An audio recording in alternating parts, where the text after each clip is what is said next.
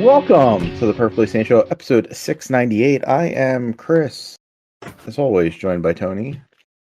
I just like to welcome Aaron Rodgers to 2-6. Welcome. Jeff is here as well. How about them Bears, though? Yeah, I mean, outside of like they had that game pretty much locked down. Was that televised by you guys since it was like an afternoon game or no? I mean, here it was because that's a local game for us. Yeah. So did you get to watch that? Oh, I watched it. I saw it happen. I saw the Bears in real time. It's God. Pretty much you watch like my thoughts of like playoff hopes like evaporate because I'm just like, nah, they're not ready. Well, I mean, it's better that kind of play happened now, so that like they have like time to like it's just learn as the season goes. Like you wouldn't want that to happen. Like if that happens in like week like 17 or 18, that could break a team. If it happens early enough, like it's something that you like overcome later on in the season. Yeah. No faith in the coaches. Like, there were other things. Like they gave the ball to that lineman or whatever the fuck, and he like coughed it up right on the. Yeah, that was a really stupid play call. But I think part of it too is they suck. I mean, I don't think Caleb Williams has played particularly well. Even the stretch where he was good, those were really, really bad, really, really epically bad. Yeah, he played bad teams.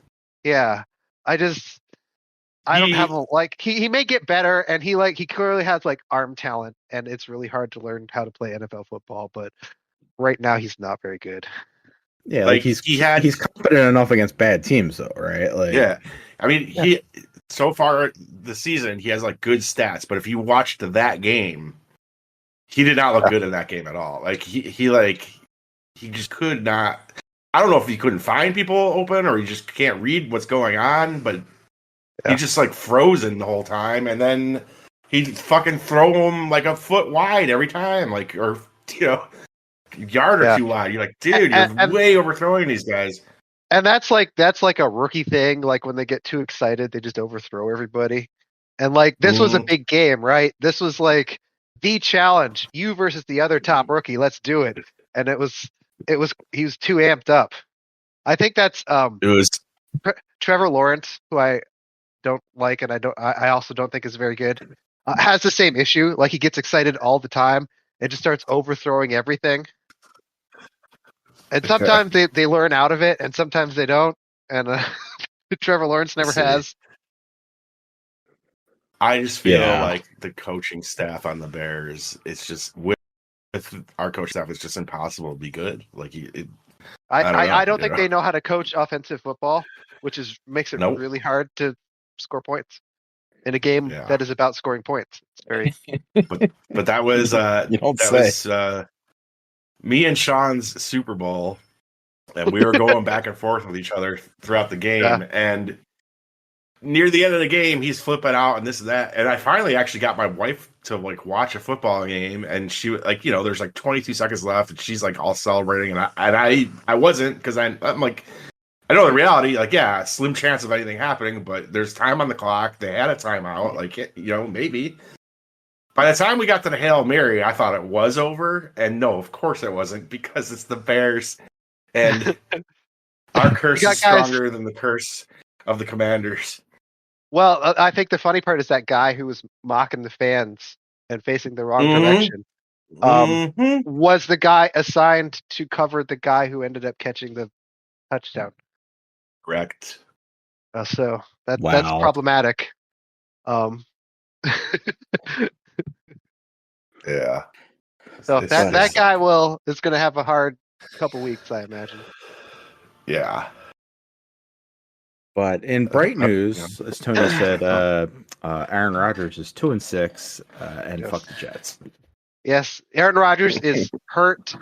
Every game this season, like you can tell, like he's got it together for like the first like couple quarters, and then his body just falls out, and the second half he just looks atrocious and horrible.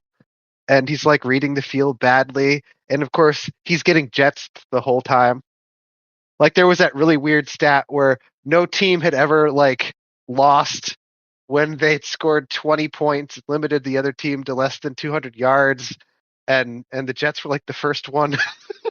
It was like 174 and 1.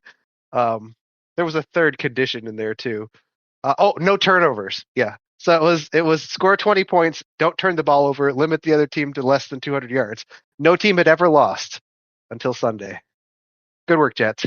Good job. It's like, I know early in the season we were all talking and like people were like, oh man, I hope he like steps back out on the field and he gets hurt again. And like this has been so much more satisfying than that. You and I were both like, no, we don't want him to get hurt. We want him to be awful. We want to watch him. We want him to experience the pain. Yeah, this is so good. Like it is so absolutely like riveting just watching Jets games and like watching him fall apart. Just, and you could see sometimes it's not even his fault. It's just he's on the Jets. It's like they're gonna find a way to lose for you. Like so great.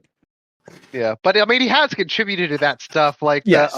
The one play where he wasn't on the same page with his receiver, and the receiver ran the wrong. Like that's the kind of thing like you get in camp, and like he missed all that camp because he was on his stupid drug retreat.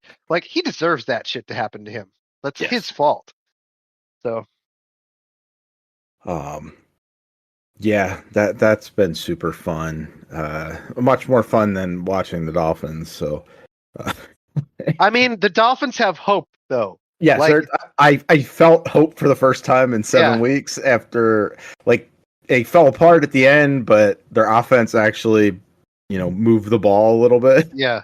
Like, they looked like a competent football team that day. Like, you give, like, Tua had only practiced, like, a couple days that week. Like, it'll come back. It'll all come back, and I think they'll be in a good place. But they clearly need Tua. Like if Tua's not there, that team is not good. It is amazing. Like it's like, oh, like all these guys are professional athletes, and they are, but there's a huge drop off from like a starter in the NFL to like your backup. And there's only a few teams that have a backup that can jump in and play as well as a starter. Like yeah. So like if Tua gets hurt, like we're playing with scrubs.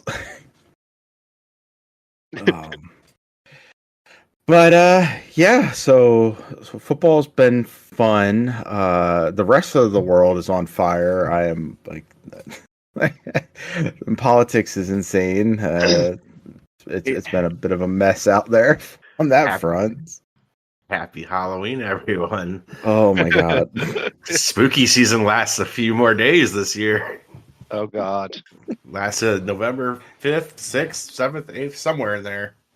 I mean, there's going to be so many lawsuits, but there already are some. He already filed one today, I believe against my county in Pennsylvania.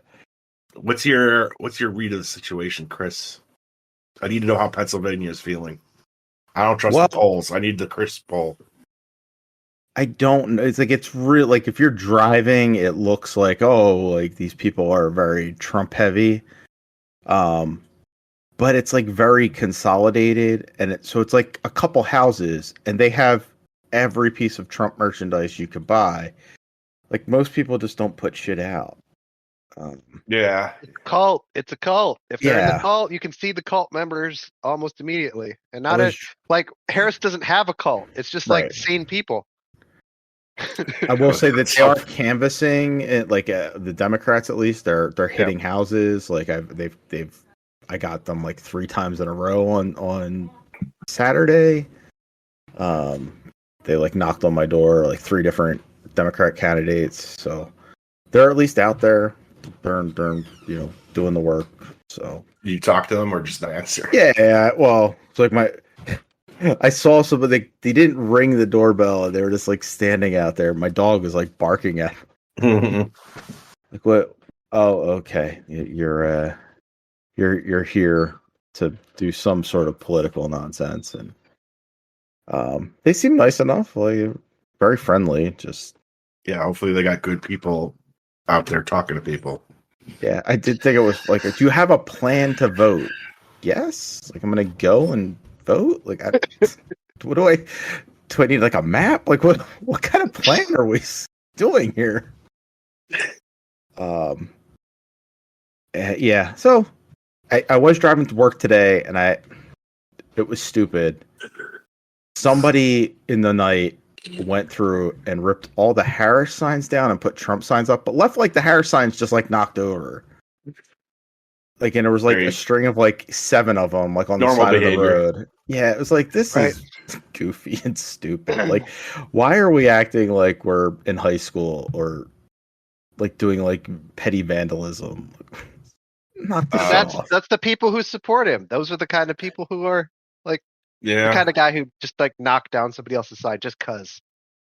And do you guys get? I mean, you know, you're out there driving. Do you have like the dumb Trump signs too? Like we have these ones that are. Somebody described them on Reddit today as Neanderthal signs.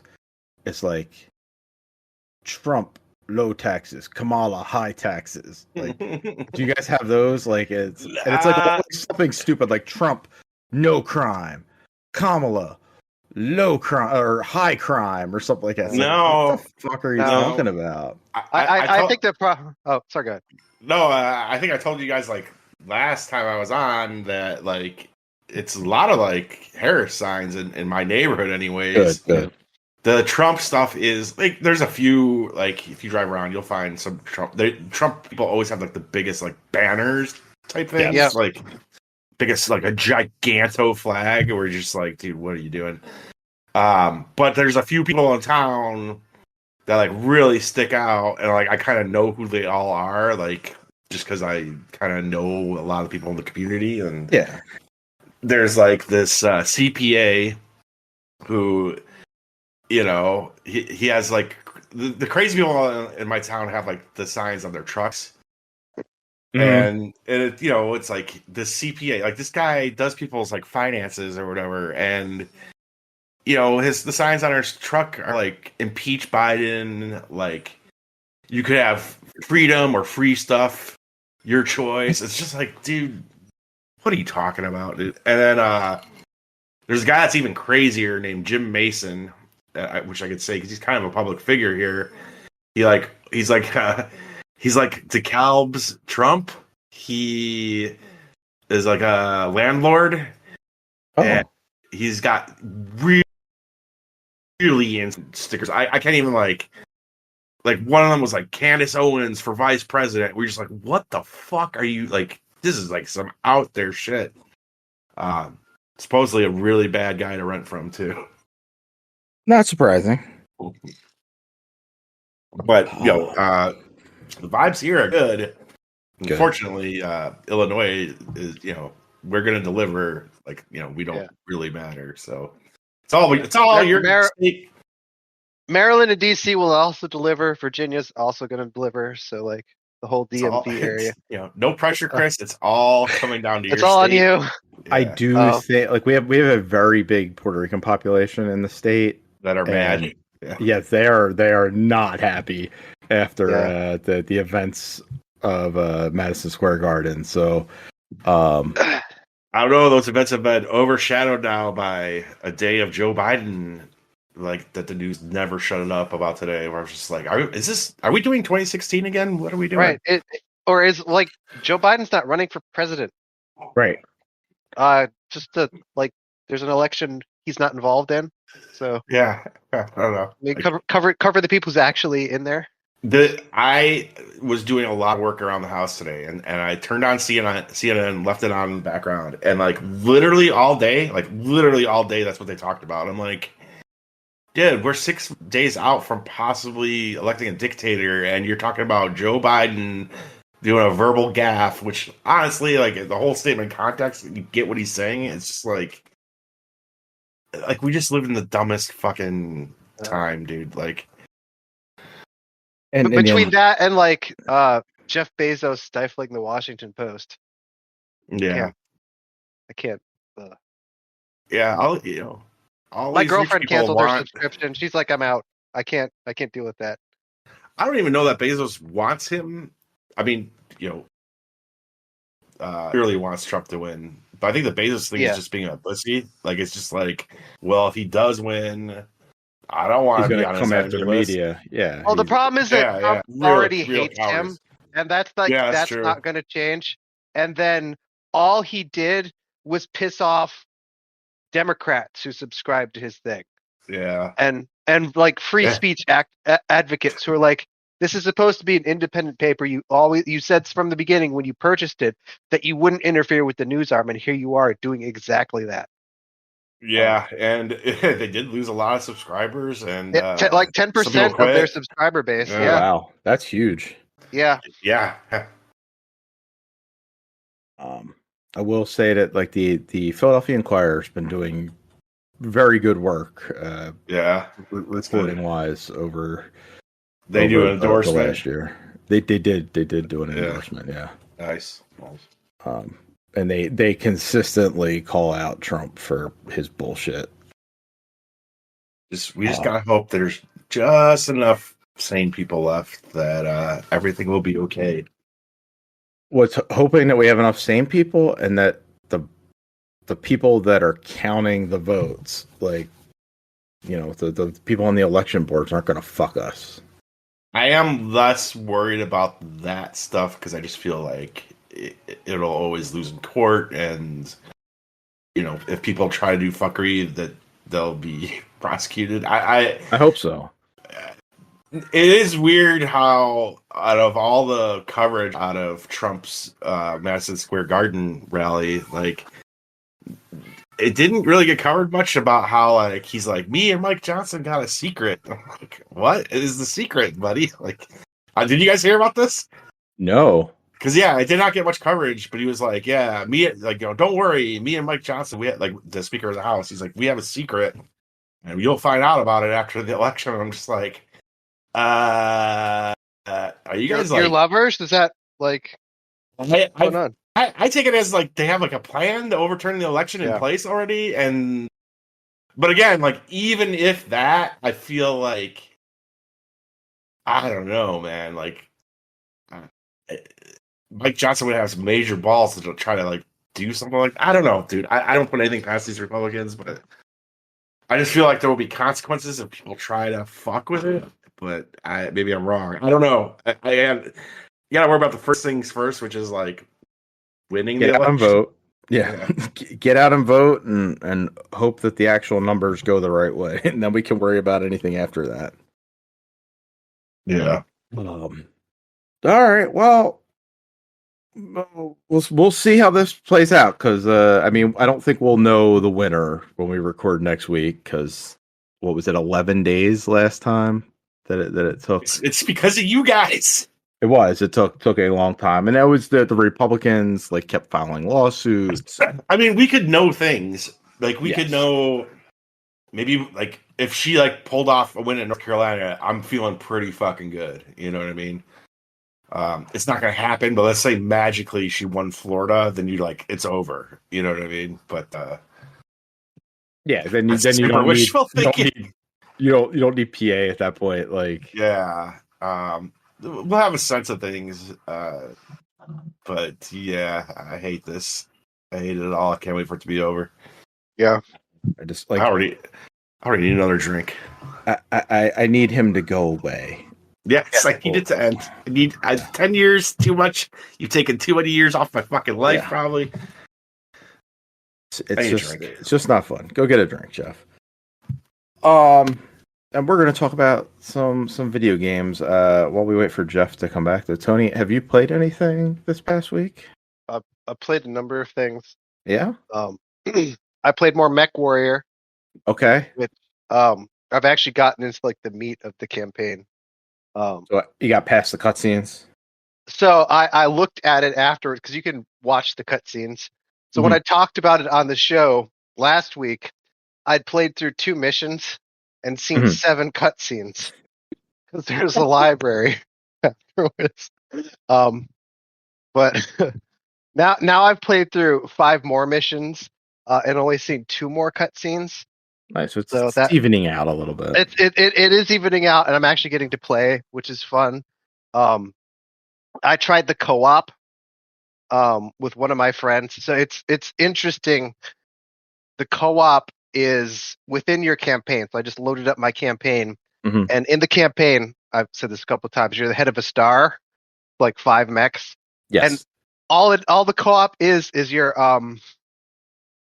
other players just take control of the other guys in your star.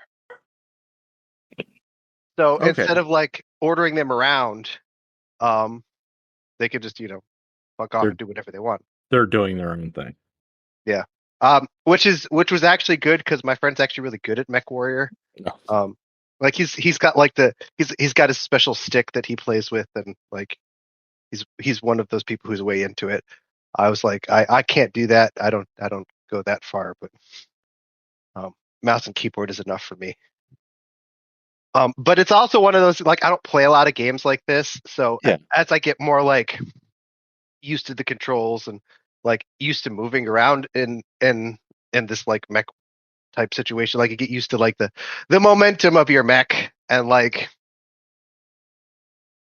aiming and shooting and like turning and using it as a turret and that kind of stuff, and it gets really like intricate and fun, and learning how to like design your mech, because like once you get through the first couple missions, you get like access to the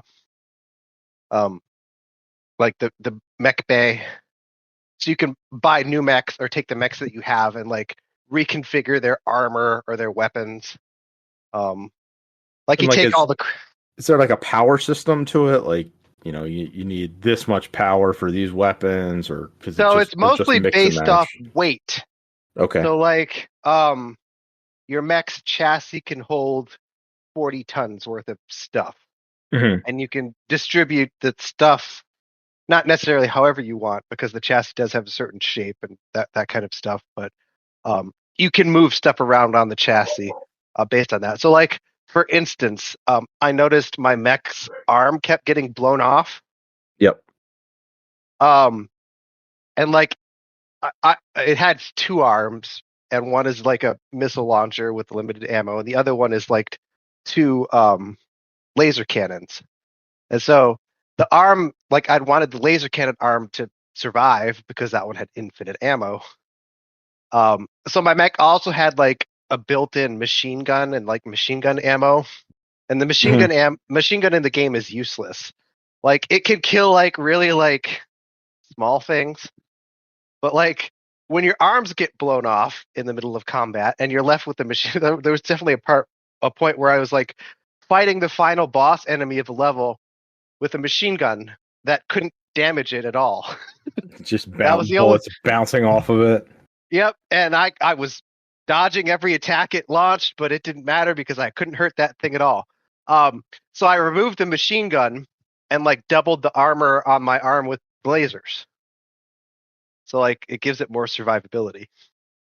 So you kind of have those kind of decisions to make about your mech. And I think as your mechs get larger, the decisions get a lot more intricate. I'm still like, I think I'm on the 6th mission right now, so I'm not that far along, and I'm still like, I just unlocked the Shadow Cat, which is like a famous medium-sized mech, but I don't have any larger mechs. You can also like shuffle around the sorts of mechs that you're bringing into a battle. There's like a weight limit for your star for each mission. Okay. So like the one I'm about to go in, the weight limit is 195 tons. And through every other mission in the game, I've gone with my mech, which is a medium mech, and then 4 light mechs to keep under the weight limit. But since now the weight limit is up to 195 tons, well, a medium mech weighs 40 tons. So now I can have 4 of them. Use more of them then. Yeah. So doing that kind of stuff, managing it. Yeah. How heavy is a heavy mech or a large mech? I don't have any unlocked yet. If I remember correctly, it's like 80 to 100. Okay. Because I played other Mech Warrior games. Like, the weight system is kind of standard. as you progress, then it's like, oh, you have more options to like kind of mix and match. Like, I could go with 1 heavy, 2 medium, and 2 like light mechs. That could be cool. There's also like a ranking system. So as you perform in missions and you do well, you unlock new mechs that you can purchase. Mm-hmm. So like the first mech I unlocked was a light mech, but it was better than a lot of the other light mechs. So I bought a couple of them and replaced some of the ones that I was using. And so as you go along, you're like, there'll be a point at which I unlock a heavy mech. Yeah. That I can purchase. But until I get to that point, we're going to medium mech it up. Cool. Yeah. Anything else besides Mech Warrior?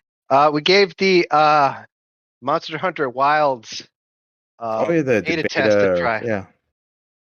How'd that go? That is an excellent beta. I highly recommend it. As long as it starts. If you're not on PS Plus, the beta starts, I think, late night, Thursday night, and goes through like Monday. Okay. But the beta starts off with like the first mission of the game, and like the introductory hunt of the first monster, and then it guides you on to another monster hunt, and then it tells you that the beta is over. It's not actually over then, though. It's like a large, it's like the first whole first area of the game, and so once you've completed those first 2 hunts, you can go off and hunt the other monsters that are within the area, and the game will like dynamically create new quests as you find those monsters. That's pretty cool. Yeah, so like if you played Monster Hunter World, it would always be you'd go to like the quest giver and you would pick what monster you were going to hunt, and you'd go out and you'd hunt it. Right. And here there are quests like that, but the rest, it's just there are monsters out in the world that you can just go find. And as you start to hunt them, it creates a quest around that. And gives you like the timing to fight the monster and all that stuff. In World, like you had like a hub area that you would go back to, and as you said, like you load into that hunt. Yeah. Is there still a hub area, or are you just like out as like more open world where you can kind of like come and go to the hub world? There's an encampment. In the beta, most of the stuff is unlocked. So like there's the place where you can craft all your weapons and everything. You can't use that in the beta. That's not in the beta. Right. But like there is this little hub where all the hunters meet. It's not in the middle. It's actually like way on the north side of the map. And then when you leave that, you can actually establish your own little camp out in the wilderness, and like use that to like restock your supplies and stuff, which is cool. And you don't even have to go to like, I don't remember if you remember for World, you would like have a chest that you have to go through and open and pull all your stuff out. Yeah. If you walk close enough to it, it like automatically restocks your items. Oh, that's cool. Like, so not like, oh, you have to go in, pull all your shit out, and it's like automatically knows what you're here for, fill her up, move on. Yeah. The actual hunts look a lot cooler. One of the new features in the game is like wounding monsters. So as you're like hitting them, you'll like open like bleeding wounds, which you then can continue to hit to like do extra damage, and like it'll actually give you an item if you like destroy the wound. But like you see the monster will be like covered in these wound spots, and like as you destroy them, the monster will be like all scarred and disgusting as the battle goes on. It looks pretty cool. I mean, it looks like the monster's being wailed on, right? Yeah, which is what's happening. As it should. Like, yeah. As opposed to World, where like there were severable parts and there were parts that you could break, and that stuff is here too, but also the monster will look like it's being like hit with a sword repeatedly, because it is, and that would like cause scarring and cause damage and all that stuff. So I assume that like once you take these beasts down, like the carcass looks nightmarish. Yeah. You've just been wailing on it with your giant axe or sword or glaive for 20 minutes. Yeah. They look pretty nasty. One of the other cool things is you could do this in World. If you were hunting a monster, you could send up an SOS flare. Mm-hmm. And people would come and help you. If there aren't people to come and help you, the game will respond to the SOS flare with AI hunters. That's a nice addition because yeah, because like with World, at some point it just became like, well, nobody's playing in this zone anymore because it's low level. So yeah, if you didn't have friends to play with, you were kind of just on your own. Yeah, and the AI hunters are all like story-based hunters from like I recognize them from the cutscenes. Oh, so which like is kind of cool. People you're interacting with, its characters, and that's cool. Yeah, and they're like all using different weapons, so you kind of get to see how they all work. Which is also nice. And that's a February release, I think. Yeah, end of February. Yeah. Okay. I'm into that, and it's right now it's PlayStation Plus. When you guys are hearing this, it should be everywhere for a couple more days. So. Yep. Anything else? Balatro. Nice. Stupid game. I hate it and love it at the same time, Jeff. Yeah. I've seen you played it. Have you completed a run yet? Oh God, I've completed a lot of runs. Okay. I'm trying now to get one of my decks through all of the difficulty levels. Okay. What level am I on now? Because I've made it through a bunch of them. Of course, Balatro just restarted. Yeah,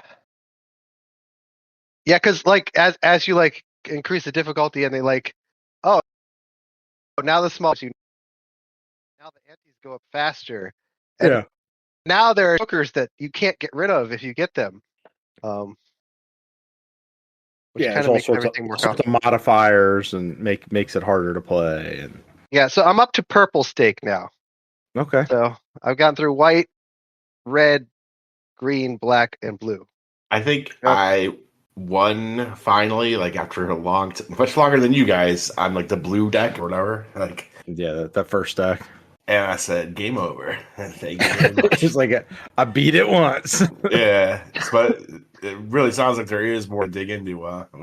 Yeah, I experimented with a bunch of the decks. Like I like the initial decks. Like there's one that gives you a bunch of cash to start off with, which I thought would be good. But like, the one I've been using is a Zodiac deck, which gives like extra cards, like tarot cards, come up super frequently, which I find is like probably the most powerful of the yeah, because you can either boost your cards, or you can get like celestial cards, or free jokers, or there's a bunch of bonuses that come with it. Well, I think the biggest usage is like you can actually have the cards in the blind. So like you can affect the hands as they're happening. Whereas like if you're just adding cards to your deck, that card may come, that card may not come. Right. But the tarot card you can have like sitting there waiting to be used at the proper moment. Yeah, so if it's like, get four multiplier and 30 extra chips on this card, like you can apply it to like a 10, and then all of a sudden you're getting way more points out of that. Or like the strength card, which I like more and more the more I use it, where you're like adjusting what the cards are. So like you go from having this hand which was 2 pair, and now it's a full house. Yes. Yeah. Yeah, that one's nice. Yeah. I go back and forth on the Spectre cards, which can either be super powerful or screw you. Yeah. Where you're like, I can switch all of these, I think it's 10 cards that they show you at once, to the same suit, and it picks like the least effective suit for you, or the one that's banned by the blind or whatever. Or like there's some of the will destroy one card and give you these other cards, and like it'll destroy like the best card that I have sitting there. Like, thank you. Like that sucks. But there's been other. There was one time though where it's like, okay, let's change all these cards to the same card, and damn if it didn't give me aces for all of them. I finished that run. That was pretty easy. Oh, yeah. Balatro's a ton of fun. Glad you're enjoying it. And yeah, I actually finished a run on my second attempt. So that's wild. It took me quite longer. So. Yeah, it took me weeks of playing it. Yeah. Now, to be fair, like I do know all like the poker math, so like I already have that advantage. Mm-hmm. I guess for me, it's just the things layered on top of it that, I'm very set in my Texas Hold'em. You know what I mean? Like that's what I know. That's what I've played decades of. And when you're adding variables, and I don't know, I just I played a poker game for like a decade, and like you get set with Texas Hold'em, and then you start like working in other games, and like you get used to variables and you getting used to the other stuff. Like it's a good game. I enjoy it, but like there's things about it that just annoy the crap out of me. I don't know. I love it and I hate it. But you're like still going back and playing it. I can't stop, and I can't stop playing it. It's one of those things. Like I have to have days where I can't touch it. I had like no doubt that you would like it. Yeah, I don't know. I was just like, you like poker, you're gonna like it. Yeah. Oh yeah, no, it's really good. Well, moving from Balatro, I mean, it's not really a normal card game, but you're more normal in the sense that like everyone knows how to play poker. Most people know how to play poker with a regular deck of cards. Jeff, I think you mentioned this the last time you were on. Yeah. And then you got me to play it, and we both finished it in that time. Inscryption. Yeah, I got absolutely obsessed with this game. I think it's a great game. I'm interested to hear your thoughts. Yeah, so, I mean, I guess if game's 3 years old, I guess at this point. It's been around a little bit, but Jeff and I just jumped onto it now, and the easiest way to describe it is, it is a kind of like a Magic the Gathering type card game where you can play 5 cards at a time, and some of your cards cost resources to play. So, is it 5 or 4? 4 rows. 4 rows. Well, it depends where you are. Yes, there's somewhere else there's 5, but the starting is 4 columns. So you can play 4 cards at a time, and some of the cards, like the ones that actually matter, cost a resource. So you have to it might cost 2 of a certain resource to play that card, or 4 of a different resource. It costs sacrifices. Well, yeah I guess resources too. But. It's either you're in the main game, it's either blood or bones is how you play it. So blood you get by killing cards that you already have out there, so sacrificing them, as you said, Jeff.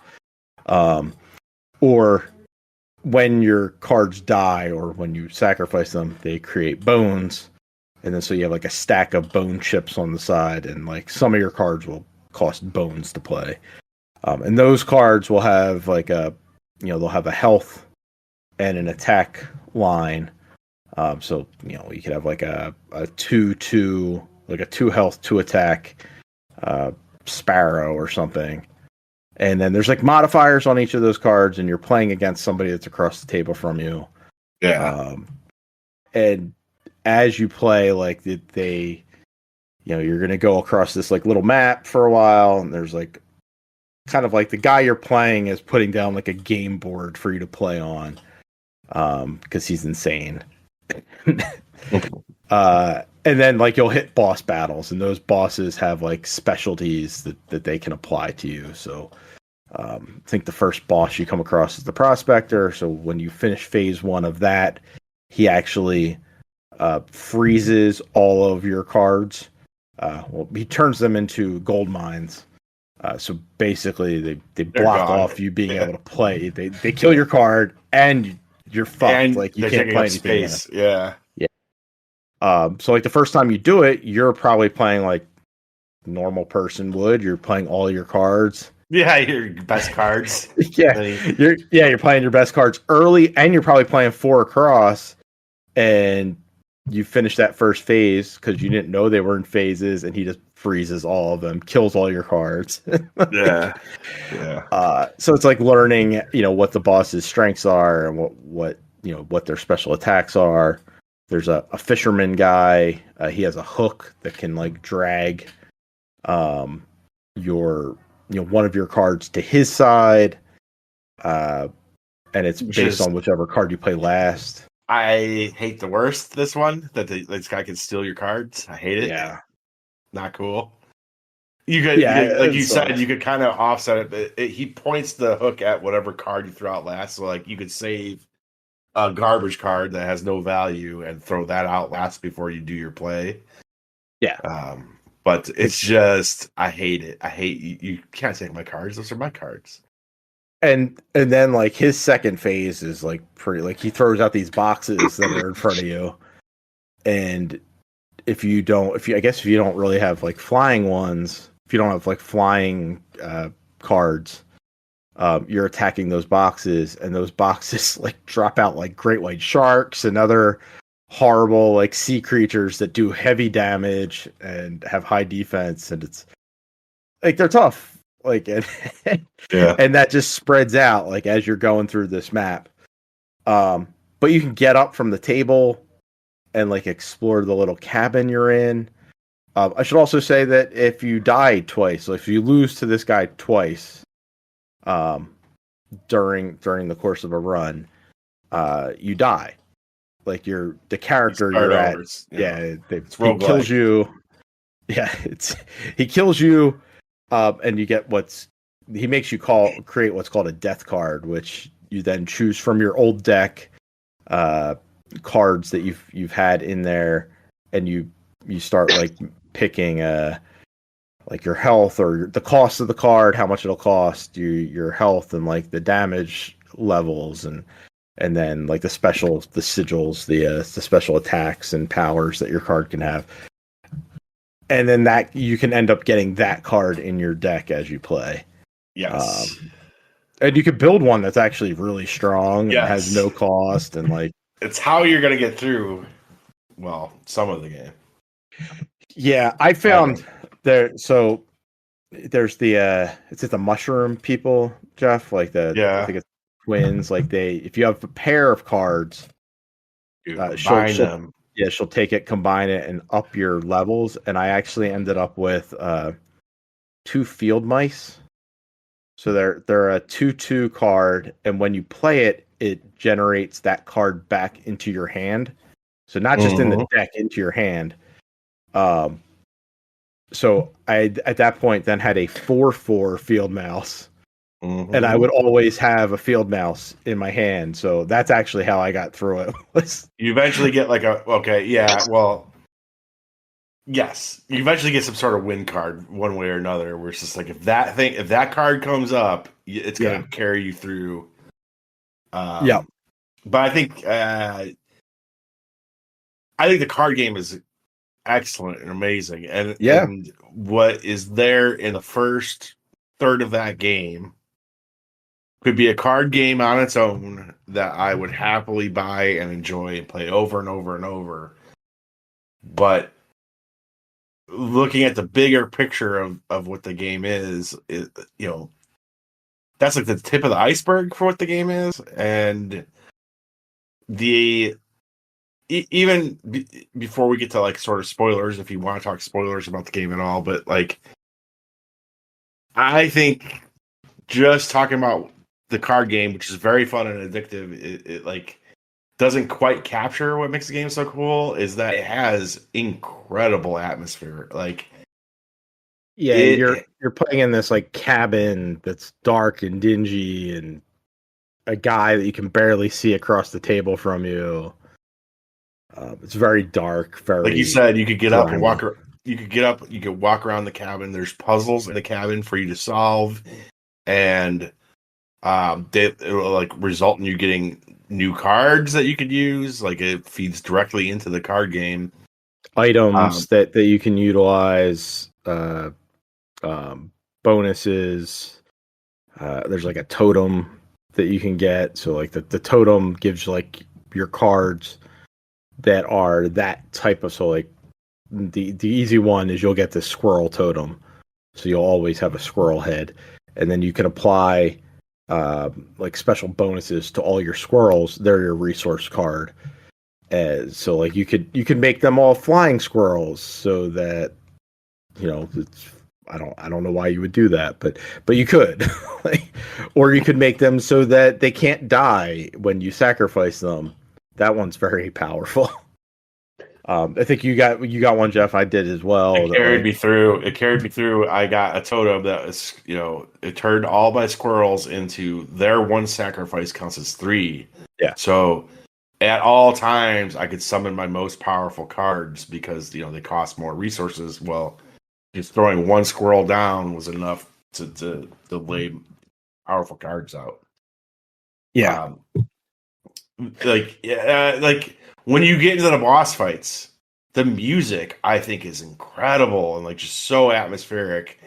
Like I can like hear it in my head right now. I don't want to attempt it, but it's just so good. The lighting changes. Like that's not an audio design, but like the lighting for the boss battles changes. So like it's normally like a, you know, campfire-ish glow. But like when you would get into some of these boss fights, when the music like revs up like that, you were like noticing it, right? Like it's really awesome music. Yeah. Like I kind of want to see if the soundtrack is on Apple Music because I'm like, I don't know, man. Those boss fight songs are amazing. Like, so it's all these things around it, and we're not even touching on like yet. Again, I'll let you decide whether we go further into this. Like, what makes the game like even like. That alone would be like, this is like a game is like a 9 out of 10 and I would recommend it. But like there's just so much more to the game that is just a wonderful surprise. Like over and over, like not just once, like we're just like, oh, this keeps getting crazier. Like it's like there's multiple twists on the game. So you'll complete a run and like, you know, in a normal game, as Jeff said, like there's enough here that you'd be like, oh, that was a fun like indie game. I want to play again because like, you know, the variables, the battles will change each time and your deck changes. So like, you know, it's how can I get through with this? But once you beat that boss, which you would think is the boss, the game then takes like a hard turn. And you're getting a little bit of this throughout the whole first, what we're going to call the first act. Like you're getting weird like video overlay every once in a while, or like flashes. Occasionally, like I guess when you die, you'll go to this like realm where you'll see somebody painting, and like that's giving you clues as to, so like, you know, there's something else going on.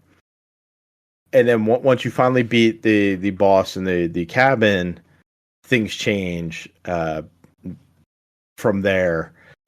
It never stops being a card game. It's always still a card game, but you know, it's something more is different. Yeah, it's a card game. It's like what you learned in the first act of the game continues to be something that you use in combat. Like the combat is always card based, but the game becomes, I think, so much more, and not just once, like twice. The game completely changes on you, just being like this almost new. Like it's almost like okay, here's the sequel to Inscryption, and this is what we would do in a sequel. Here's what we would do in a sequel to that. Like it's like really wild. And again, I'm like, I want to talk spoilers, but I'll let you decide on this. But like, there's things. I'll just say this: when I first reached the end of the boss of the third act, it like became like a found footage movie for a minute. Whereas all these like tapes you find, and you're watching tapes of like an actual like not video game, like just someone talking. It's like this. It's called the Lucky Carter. So he's a card game like YouTuber, like where he he collects old like collectible card games, and opens them on stream, and so like you're getting that video footage, and then you're getting a story like wrapped around that video footage. He's like being lured into the woods by like people are sending him stuff, and he finds a physical manifestation of the game Inscryption in the woods. I think like it just. Yeah, he finds a floppy disk buried. He like gets coordinates on a card that he opened, like a card pack that he opens, and he goes to those coordinates, and it's what did you call it before, Jeff? Geocaching. Yeah, it's like geocaching. Something like that, where he goes to this location in the woods, and he digs up this box. And in the box, it's like a floppy disk, and then like you get a little bit of like goofiness of him trying to, who the fuck has a floppy disk like drive, like so he's like buying a floppy disk. So it's like some mundane shit, but then he can play the game, and that's when Act 2 starts, when he can finally access the floppy disk, and then when you finish Act 2, you get a little bit more of that. And then when you finish Act 3, you get the finale of all of that. And holy shit, I was not expecting the game to go where it goes. It is. Ends very dark. Like it's like you kind of realize from the beginning you're playing like kind of like a horror game, but it's a card game. Like I don't know, man. Like by the end of the game, I was like, this is one of the best games I've ever played. Like it really like. I don't know, like the fundamental card mechanics are so awesome and addictive, and then you layer on all this atmosphere, this music, and the story, and these surprises, and the way the game completely changes up to be like different genres as it goes through while maintaining the card combat. I was just like, holy shit, dude! Like, how is this game not in the like Game of the Year discussion when it came out, which I think it came out in kind of a weaker year. Came out in 2021. I think it was for the people who played it. I think people who played it were like, this should be Game of the Year. Like, so I remember listening to the Giant Bombcast, like their Game of the Year podcast, and it came up on a couple people's like list, like and they were lobbying for it to be on their overall like top 10 list. But yeah, it's an indie game. And it's a card game. Like I think that might have been why, like maybe we just didn't poke at it right for a while. Like, hey, there's this cool like weird card game. I had never heard of it. I somehow like avoided any new like. Here, I'll be honest. I saw what's his name, Mark Bozon, tweet about it, and I was like, oh, that's interesting because he was like, it is quite literally my favorite game of the last 10 years. I was like, okay.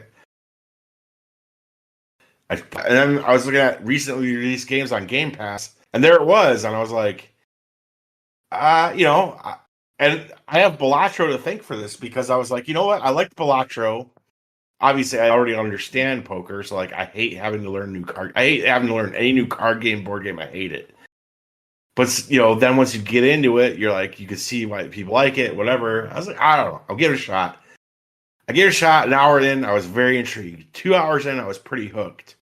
Like 2 days in, I was like, I'm never gonna get past, because at this point I had like read stuff about how the game itself is just the first act of something larger. I'm like, I'm never gonna get past this. 2 days after that, I had gotten past that. Every time I reached a new act, I was like, I don't think I like this as much as what it was before. Especially in the third act, I was like, I really don't like what this is. But the deeper I got in the third act, I was like, no, this is actually pretty fucking neat. How they changed the mechanics of it. And I don't know, man. Like I said in my like little Twitter logging of it that like to me, this game is up there with the best games of this generation. It's up there with Elden Ring. It's up there with fucking Vampire Survivors. It's up there with Baldur's Gate 3 for me. Like it's like one of those games where I had just beaten it now, and I have Call of Duty to play. I have, plenty of other stuff to play.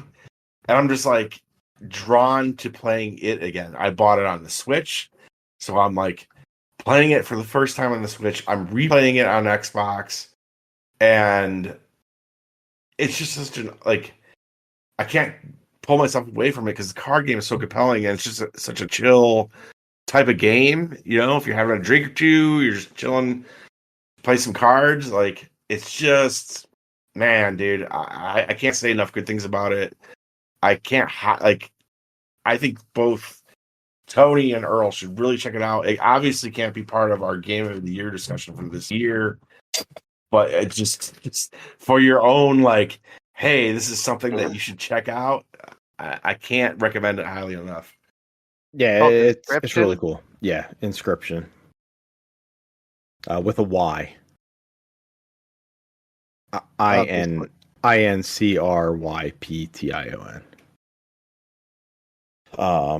Yeah. I will say this, like you played it on Xbox and you're playing it on Switch, right?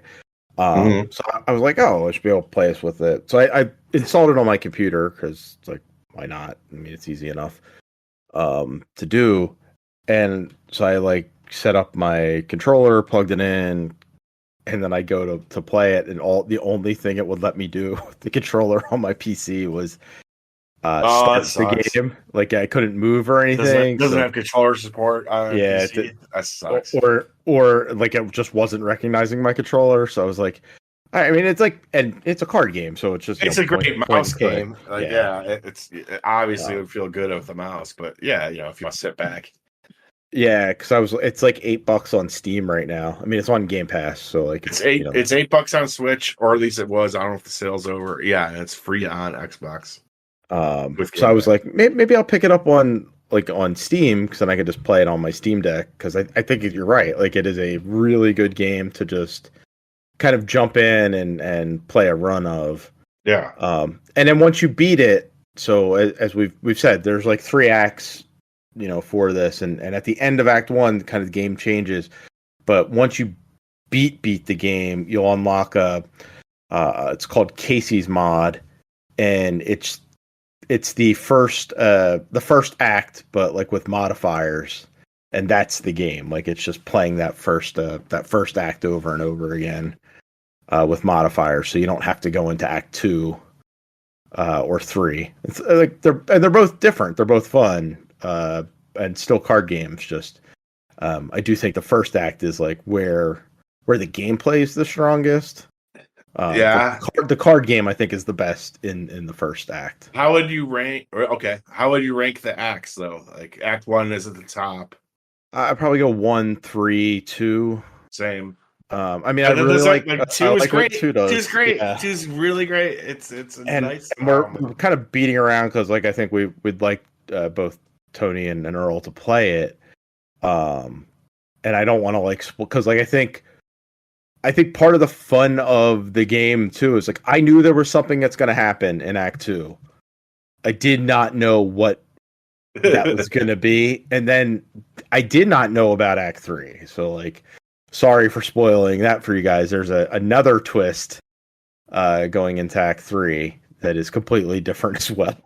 I kind of, like you, at some point knew that the game would change and that there were acts to it, but even still, I was like, wow, oh my god, like, you really changed this game up.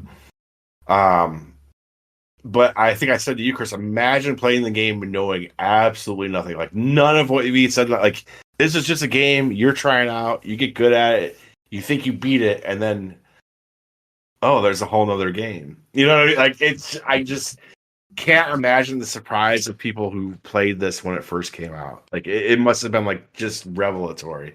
And I mean, it's an indie game, but for an indie game, like an indie card game, it's high quality.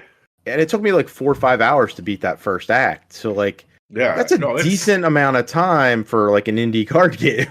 I probably put 10 hours into that first act. Like, to me, it was like the whole game. And I was like, oh, maybe there's a surprise. Like, I know something happens. And it was like, no, here we go. Here's a whole new game. Remember the card mechanics? You should remember those, but. Yeah.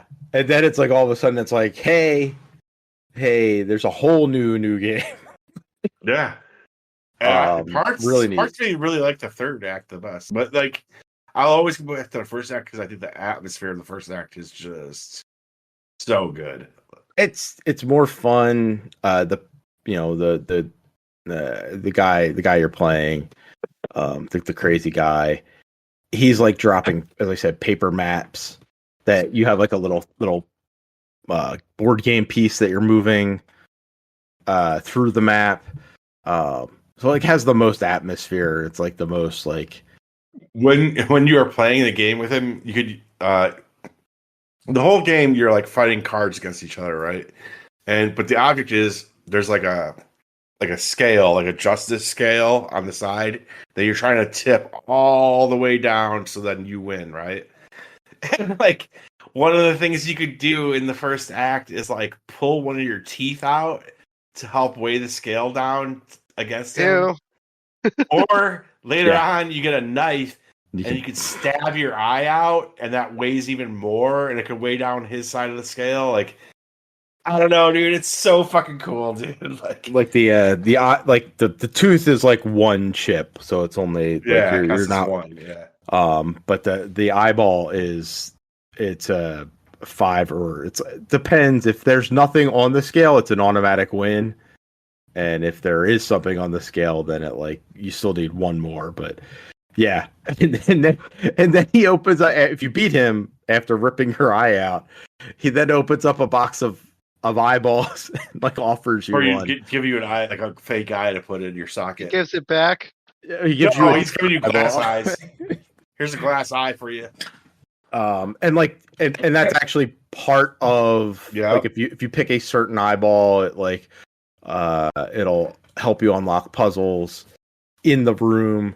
Because you'll be able to see hidden messages in the room if you put the eyeball in. Like that's what we're talking about here. It's like there's a very addictive and a compelling card game, and then like on top of it is layered this really neat like idea and like just all sorts of like cool like mystery and I don't know, man.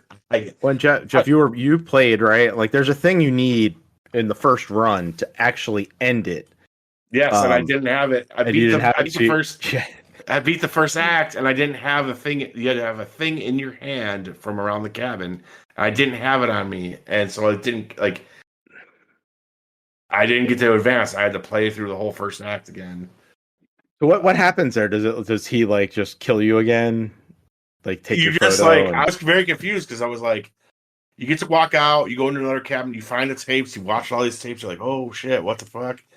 And then you just end up back at the beginning again. And he's like, hello, traveler, we haven't played in a while. You know what I mean? And you're just like, I was like, I thought there was more to this game. Like I was like Googling, like, what the fuck? Like it just started over.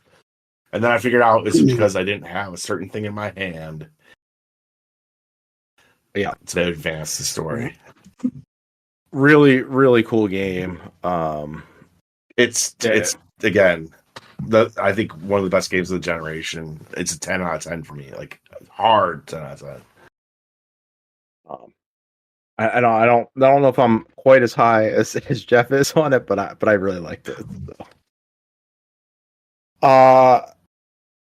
You mentioned Black Ops 6. Jeff, did you get to play any of it? Yeah, I played about the first 4 or 5 missions of the campaign, and I've played a little bit of the multiplayer. No zombies yet. Those are the 3 components this time. I played the first 2 missions and 1 round of multiplayer. So the first mission, nothing really special. You're just like going straight down a line, and it does the thing that Call of Duty games do. Like the missions build to this big like action set piece at the end that feels like out of a movie. I think the first one, you're like in the back of a Humvee, you're like shooting rockets at a fucking helicopter that's chasing you, right? And the other thing for me is like I'm one of these people. I think the campaign has been good like generally for like years. But I especially liked the last one in this series, like the Black Ops Cold War. Mm-hmm. I thought was really good, and it's not like a lot of the reviews are acting like this is like doing something completely new, and it's like no, like Black Ops Cold War did like interesting missions too, But so far, every mission I've done has been different in some gigantic way, and I kind of like that for this series. Like, where it's not just one thing; it's like every level could be like a different kind of thing. And so, like, one of the last missions I did tonight, where it became like an open world map, and there were 3 like kind of like towers I had to take down, like, you know, like sites had to take it down and shoot their Scud missile launcher. But it's like on a big map, and I'm in a Jeep, and I got, like, you know, guys riding with me, and you can kind of approach things how you want, or there's all sorts of points of interest besides the main thing. Mostly it's just supply shit. But yeah, so far I think that the single player is very good. Like, I love that each mission is trying to do something. And I think they've had like a weird upgrade kind of mechanic. That's what I was just getting to. Yeah. Where you have to like get cash and stuff, right? So, like, I don't know why I think about like, my comparison is a game that no one else has ever played, but Splinter Cell Blacklist, where you're like, you had that airplane you're flying around in, and like that was your base between missions, and you could like build it up. But so, like, here between missions, like, you're like in this fucking mansion that you found in Iraq, and you can like build it up. Like, so you go out, you do a mission. If you're looking around, you know, during a mission, you can like find a safe and figure out how to crack the safe, and there's money in the safe, and that money is used to spend to build up your base, like in this mansion, like this base of operations. And it's like, you know, you can build a weapon bench, you can build a gear bench, and then from there, you're like buying and applying perks to you as you would in the multiplayer, which I think is like really cool. Like, because that sense of progression that you get from the multiplayer has never been in the single player campaign, but now it's here. So I think that's very cool. The multiplayer, I think, is also very good too. Once again, like, you're talking to someone that like generally likes the series lately, so like it was kind of weird to me to see like the reviews be so glowing. And I'm playing it, I'm like, yeah, there's things they've improved upon, but like it's been pretty good for a while, I thought. But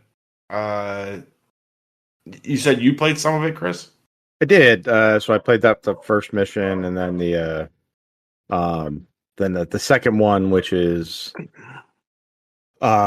it's more of like a stealthy mission to start with, and then see there's like a couple different ways to get where you're going. Like you can go for a swim, or you can like kind of work around the outside, or you can just frontal assault it, I guess. And then like you do a sniper mission from the top, and then you're trying to exfil from there. Like it's very, as you said with the first mission, it's very like, hey, you know, it's kind of like out of a movie. It's kind of how all this stuff seems. It's like out of a Mission Impossible film. Like some of the slower bits are like, you know, where, you know, Ethan Hunt will be sneaking around or something. Yeah, that's kind of how this all feels. It just feels really good. And then, you know, you go back, you have your house that you're upgrading, and I was like, what? Because like when you start out, you don't have any. There's like nothing, and they're like, you could upgrade something. They kind of give you like a little tutorial on it. So I upgraded the weapons bench, and then like went into that, and then you just see like this long list of like things you can buy that add on. I was like, all right, that's pretty cool. But that's as far as I got in the campaign. And then I played a round of multiplayer. The map was neat-ish. It was kind of small. Neat-ish. Yeah, like it's you know it wasn't like super impressive. Like it's like sometimes Call of Duty has like really really cool maps. Like there's like the airplane level from, I think it was Modern Warfare 2, like the original one. I immediately remembered what you're talking about. Yeah, like the cruise ship from, I think it's Black Ops 2. Like there's some like really iconic maps. Like the map I played here is just a generic arena.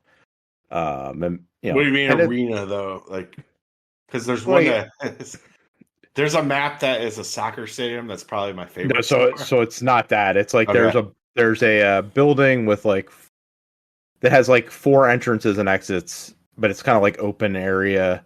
And then there's like some like smaller buildings on the outside. So it's just like it's like a box.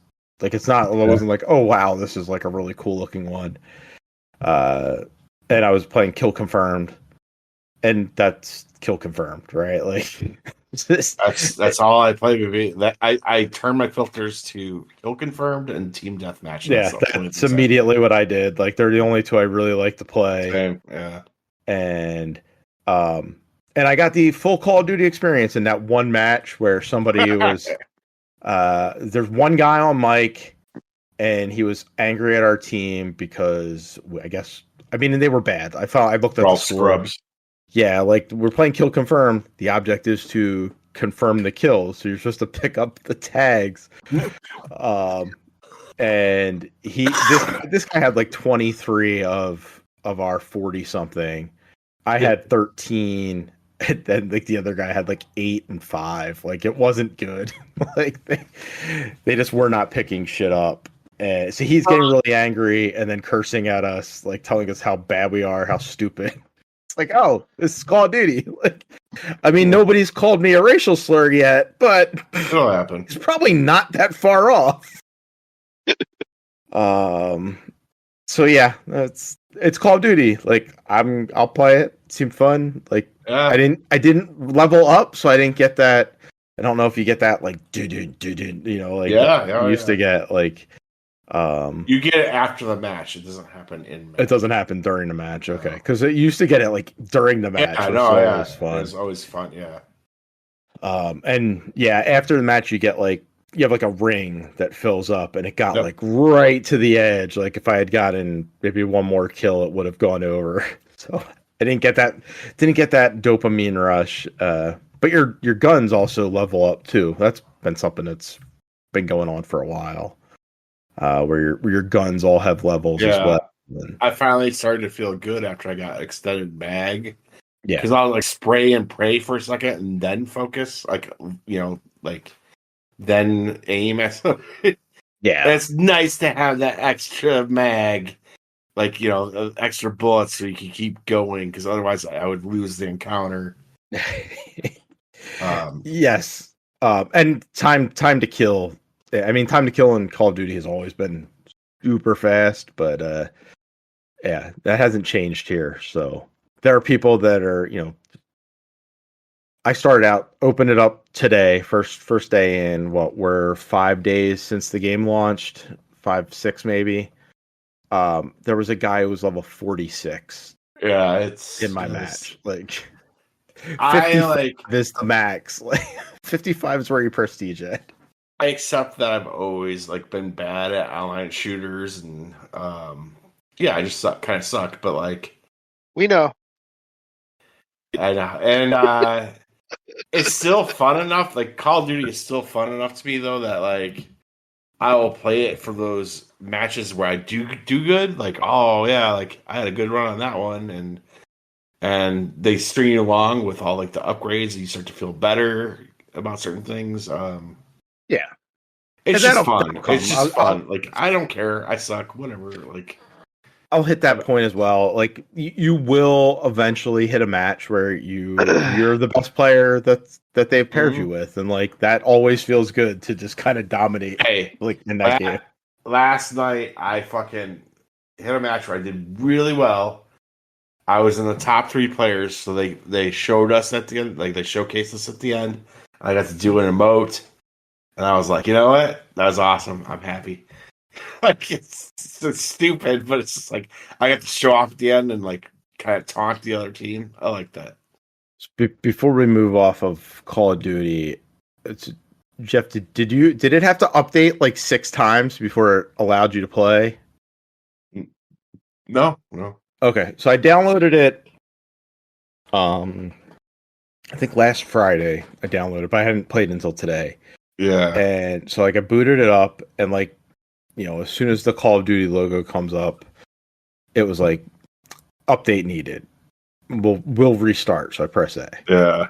And so then it updates, and it brings me back to the main menu. I press A again. It's all right. So then it's Yep. The menu, I think, very busy. I don't like it. There's like a lot going on because you can choose all the different Call of Duties that have come out in like the last 7 years. Yeah, I'd like to say a piece on that. I don't like that. It's horrible. Just make the game separate. I don't like going into a launcher where it's like you could play all these other things. And also, when you try to go download the game initially, they want you to download every Call of Duty game that's come out. And you're like, no, dude, I'm trying to play the new Call of Duty. I don't like how it's under this umbrella. Like, I just do not like that. I'm sorry. I just don't. Yeah, it's a mess. Let me just play Black Ops 6. Where I want to play Black Ops 6, let me choose Black Ops 6. Yeah. So it's kind of a mess. But so like I picked Black Ops 6 to play. It was like, update needed. We'll restart. I did not download it till like the day it was coming out. So that might have been part of it. Maybe. But it was just weird because you would have thought the first update that it said to will restart, it would have done it. And then when I picked Black Ops 6, you would have thought that did it. And then it did it a third time when I hit campaign. It was like, update needed. Campaign, we'll restart. And I was like, you've already restarted twice. Why do we need to do this? Why couldn't you just download whatever the hell you needed the first 2 times? That was frustrating. So then I had to like navigate the whole fucking menu again. But once you're in there, it's just like playing any normal Call of Duty. Like there's the main Call of Duty Black Ops 6 menu, and it's fine.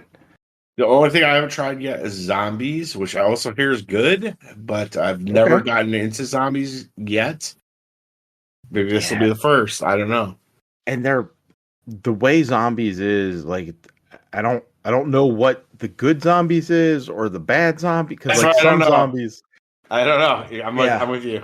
I have no idea. I don't know if this is the good one, Chris. Apparently, that's what they say. But I'm also like you, Jeff. Like I've just never really like cared about zombies. Like I just don't think it's particularly great. Yeah, I don't know.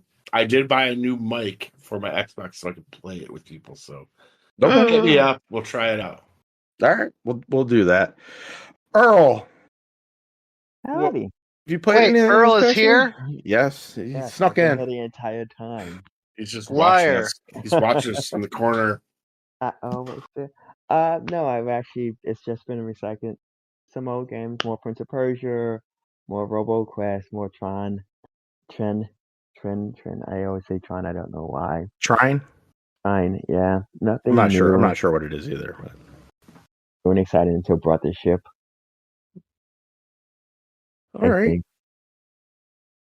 Well, if nothing super exciting there, I'll touch on 2 that I played before we jump in the news. So I think Jeff had mentioned this a few weeks ago, that there was going to be a Halloween game. Like Halloween as in like John Carpenter's Halloween with Michael Myers. As a side scroller where you are Michael, correct? Correct. And alongside that, there's there's an Ash vs. Evil Dead game. Also a side scroller, where you play as Ash. And it's all part of this package called RetroRealms Arcade, which is by Way Forward, who we played Contra earlier this year. I was at Operation Galuga. Yeah. A good side scrolling. Like they do a lot of like pixel art type games, like that type of stuff. So this kind of fits in their wheelhouse. I played both Halloween and Ash vs. Evil Dead. Halloween, while I like it, very weird concept. Like you start off in like Smith's Grove, like the insane asylum that Michael's in, that he escapes from.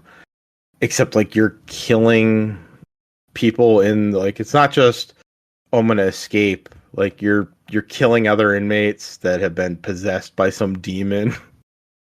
And then there's like a boss battle against some crazy guy. And the second level is then in the it's like the garage where he gets his coveralls at in the movie. And you fight like a truck. Like that's the boss in that one. The game goes really off the rails. At least, I mean, that's like somewhat like I always picture it like the old LJN NES games that would like do like you'd be like Freddy Krueger and you're fighting snakes and it's just like what is this? Like this makes no sense. Well, so the third level, I was. yeah, it makes zero sense. I mean, like the locations at least do make sense up until the very end, but the third level is culminated with you fighting. It's a dual boss of Lori and Dr. Loomis. And so on one platform, Lori is tossing energized knitting needles at you. Yeah. And on the other side, Dr. Loomis is tossing grenades at you. Grenades. I mean, at least Grenades. it's like characters, you know. It's so goofy. So dumb. But you kill them in the third chapter, in the third world, and there are 5 of these. Just keeps going after that. I think the final boss in Halloween is terrible. It can be half in the dark. Like the boss has the ability to make everything dark and you can't see anything except Michael. Which makes it really hard to attack a boss if you can't see them. Try harder, Chris. Try harder. I did. I beat it, but I beat it by like scamming the game by there's a just like in Castlevania, there's like a sub weapon that you can get. So Michael can get a bolo, and the bolo stuns enemies. So I would jump, hope I didn't hit the boss, and throw the bolo, and it would stun the boss. Like a bolo tie? Like a I guess I don't know. It's more. Think of like 2 balls on the end of something. Okay, all right. Like, have you ever played like lawn? Like the, it's like one of those lawn games where you toss like it has 2 balls on the end of it, and you toss it. Wrap around something. Yeah, it wraps it around. So it's like that. So I don't know why Michael has that as a sub weapon. It makes 0 sense. I don't know. But you throw it, and it would stun the boss, and then like when something's stunned, it has like a little star meter that goes down, so I would know where the boss was. I'm kind of shocked Earl does not have these games right now. I think it's like 25 or 35. Yeah, it's insane. They're not. It should be 25 for both or something. I don't know. Like, agreed. You know what I mean? Yeah, I got them on. Like they had a like first day sale or like right before but they were still not cheap. Like I think I got them for 15 each, and even that maybe a little costly. Because if you buy them now, it's $25 per game plus a $5 character pack for each. So, because I got them before they came out, I was able to get Halloween and the Laurie Strode pack. And then that's Laurie Strode. This game is these games are so like they're designed to rip you off. Yeah, you can play as Laurie. Like there's a character selection. So like I'll give it this. So if you buy Ash vs. Evil Dead and Halloween, when you go into Halloween, you can play as Ash. Like he is on the character select screen. Like you can, and they have, little stupid dialogue for like how the game starts as to like why Ash is here. Yeah, why is he there, or why is Laurie in the Ash game? So yeah, I think that's cute at least. But the Ash vs. Evil Dead game is way better. Ash plays better. Like his, he has the chainsaw for an arm. It works a little bit better than Michael's short knife. Ash actually has like a ranged attack, which so that there's a charge. You press down on X and like you'll charge up Michael or Ash, and Michael's charge attack is like this big dash across the screen with the knife. Ash is just like he'll shoot a shotgun. Wait, hold on. So the guy who's famously very slow without a coup goes very fast across the screen. It could be, Yes, exactly. Different iterations, I don't know. Is there an iteration where he was fast? Maybe Rob Zombie. I was thinking of, and Rob Zombie, he is kind of aggressive. I was thinking of Jason Voorhees in the remake. He's very aggressive, like very fast. But that's Yeah. yes, Jason. Because Jason, I mean, yes, Jason has some of those quirks, especially when he's human. He becomes more monstrous when he's undead. But Michael, very famously, very so Generally, Madonna. still, yeah. Yeah, he's not chasing he's chasing you, but it's like I'm just gonna get you when I get you. Like, so you think these are like generally okay, but maybe overpriced, or so I think the Halloween one is fine. I actually think the Ash vs Evil Dead game is actually really good. Like, excellent. It's a really good 2D kind of retro action platformer. I think Ash just plays better. Like the moves they've given him, the control they've given him, like conceptually, Ash vs Evil Dead makes sense in this context. Because Ash would fight a bunch of deadites, right? Like he'd go through levels. He's killing zombies. Where Michael's not going through. Like, yes, he's going to kill a bunch of people, but he's not killing crows that fly down in front of him or something. Yeah, it's like he's not killing like these weird zombie creatures because that doesn't exist in Halloween. I'm gonna have to wait for the Halloween one to go on sale, and that's all I'll get. I just don't have any love for Evil Dead. Sorry. Circling back on all that though, so it's all around this RetroRealms Arcade. So when you start the game up, you start it's a 3D space where you enter into an arcade, and like, if you have both games, then Ash vs Evil Dead is on the left, Halloween's on the right. It looks like they're going to have more games as well in the arcade because there's 4 other cabinets that have a sheet over them. But after you play the game once, then you can open up the video room, and in there's like some documentary stuff on like the making of the games. Okay. And like the horror influences that they had. Like they're not like, it's not Atari 50 like quality stuff, but it's like some neat little bonus features on that. And then in the back of the arcade there are these trophy rooms, I guess. And as you play, you're unlocked, like you can find like little tickets and stuff in the game, and you can then use those tickets in the arcade to buy like dioramas of like you can get Michael's clown costume like that he wore when he first murdered his sister, and it's like in a display case in the back. So like you can then like fill out this room with like different Halloween memorabilia, which I thought was pretty neat. I wish that stuff had like a little bit of history tied to it, like like a little blurb or something. Yeah. But instead, it's just like a 3D space where you can like look at these things nicely modeled. But there's a little bit more to it than just here's these goofy arcade games that they've made today. But I would not spend $25 on them if I were you. Yeah, I wonder if those hidden arcade cabinets are just wishful thinking by them, or if there are games coming out. Yeah, it could very well be that. Oh, we're gonna get the Friday the 13th license for this.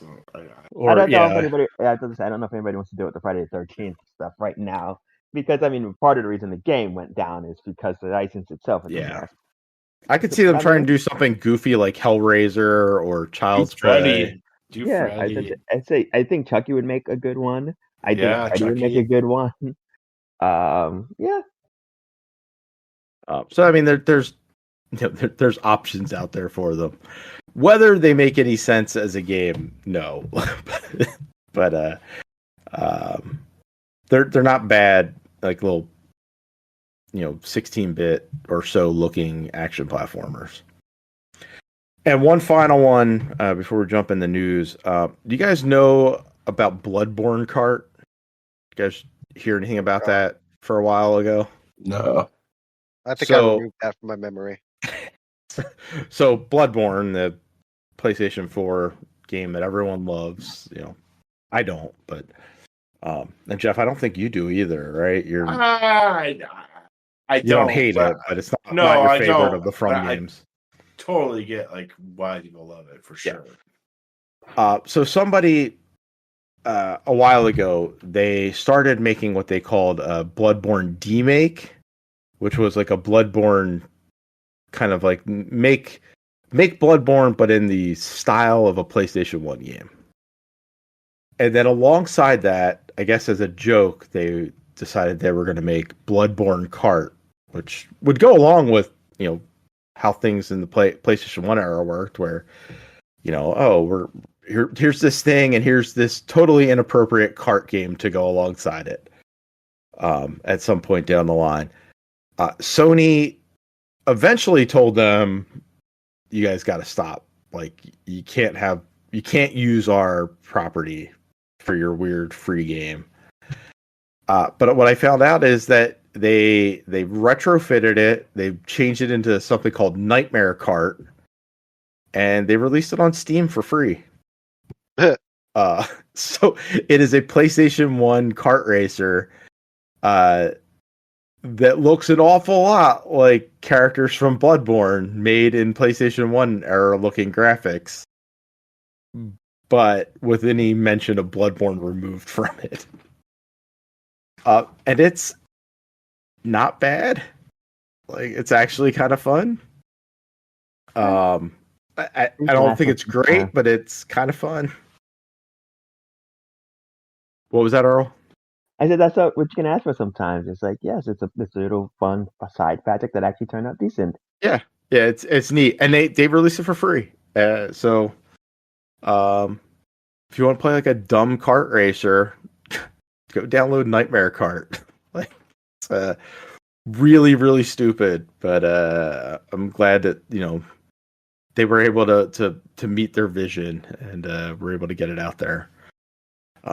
Kind of fun. I might do a kart corner on that when I finish it. So news, Earl, you got any news? Any news happen this week? Have you folks covered anything? No, not yet.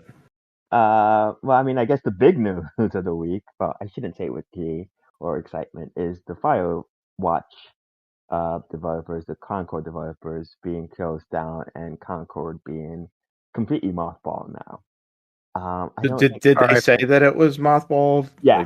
Okay. Yeah. Let me see if I can pull up their exact wording. But I think they said that they, they looked into it when they took it offline and realized the best course of action was to not continue onward, essentially. Which, I mean, I don't think any of us are surprised by. No.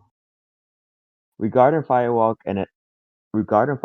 as announced in early September, certain aspects of Concord were exceptional, but others did not end with enough players, and as a result, we took the game offline. We have spent considerable time these past few months exploring all of our options. After much thought, we have determined the best path forward is to permanently sunset the game and close the studio. So yeah, and they say months. This was what, 5 weeks ago. But yeah. And in addition to that, they closed, I believe, a mobile studio, Neo Koi. I don't know what they did. But yeah, it kind of sucks to invest in this company, have them release one game, and then pretty much be like, okay, shit out of luck, gotta go now. Well, to be fair, it's the only game they've ever made. So yeah, which is also, but yeah, it's an utter bummer. And I mean, it didn't sound like it was a bad game. It just sounds like nobody knew it existed. I mean, I was reading an article about it, and apparently it got really bad. Like off the initial trailer, there was a lot of really bad feedback, and like there just never seemed to be any sort of positive energy around it. Yeah, I mean, I can't even say because I honestly did not know the game existed. But yeah, it sucks. It's terrible. But yeah, I mean, yeah, hearts go out for studios that close, especially after one game. It's a rough industry. And I mean, I guess on that same note, I think had a couple of layoffs today as well. At this point, I honestly don't remember who owns who. I think they're owned by Fandom. I don't know how many parent companies. Fandom owns GameSpot, yeah. Yes, and this is after they were owned by Paramount, or is that Fandom part of Paramount?